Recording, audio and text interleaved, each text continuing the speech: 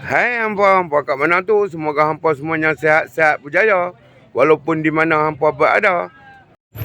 Hari ini Mat Ali berada di Pasar Pagi Batu Empat, sahabat-sahabat tu.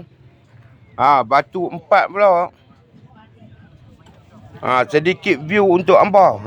Mat Ali review sikit. Review osang. Macam-macam jenis kerongsang ada, sahabat-sahabat boleh dapatkan kat Batu Empat.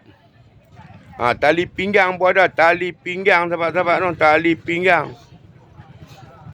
Sedikit view untuk hampa.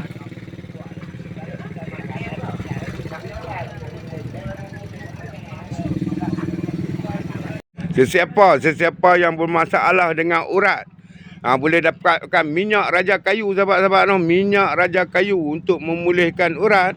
Okey, jumpa lagi next video. Bye-bye. Assalamualaikum.